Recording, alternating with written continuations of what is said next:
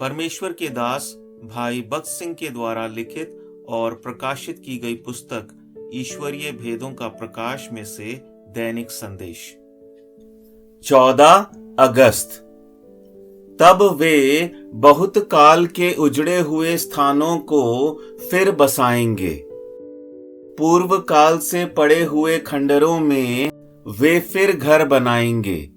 उजड़े हुए नगरों को जो पीढ़ी पीढ़ी से उजड़े हुए हों, वे फिर नए सिरे से बसाएंगे। पर तुम यहोवा के याजक कहलाओगे। वे तुमको हमारे परमेश्वर के सेवक कहेंगे। यशाया 61 अध्याय और उसके 4 से 6 वचन।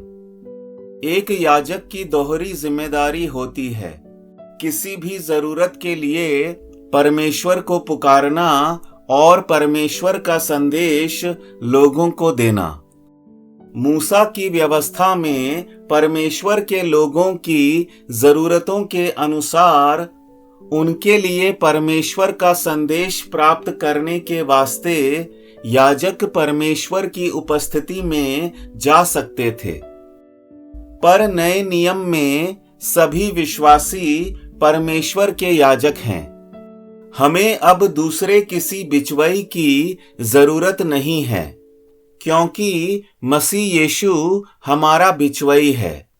किसी भी वक्त हम घुटनों पर जाकर हमारे मित्रों या हमारे शत्रुओं की जरूरत के लिए परमेश्वर को पुकार सकते हैं और हमारे प्रश्नों का उत्तर प्राप्त करने के लिए अथवा उसकी इच्छा खोजने के लिए उसके मुख की ओर ताक सकते हैं।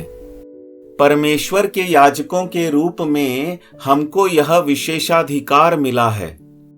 हर समय हम परमेश्वर की उपस्थिति में जा सकते हैं। परमेश्वर के याजकों के रूप में हमको चाहे किसी भी समय में, चाहे किसी भी विषय के लिए या समस्या के लिए परमेश्वर की पवित्र उपस्थिति में जाने की अनुमति और हियाव मिला है।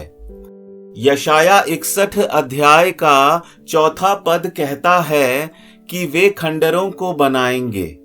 आत्मिक रीति से परमेश्वर के याजकों को जो लोग पाप में जी रहे हैं, उनके प्रति यही हक दिया गया है। प्रथम हम परमेश्वर की कृपा से उद्धार पाते हैं और उसके बाद जिन्होंने उद्धार नहीं पाया है, उन मित्रों, पिता माता, भाई बहन, पति पत्नी या बच्चों के लिए प्रार्थना कर सकते हैं और प्रभु आश्चर्यकारक रीति से उनके खंडर जैसे जीवन बदल डालेगा।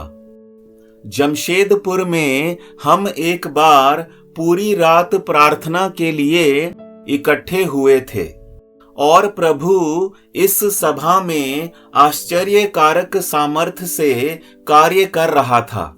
एक बहन ने, जो पेशे से नर्स थी, एक अमेरिकी महिला डॉक्टर के लिए प्रार्थना शुरू की।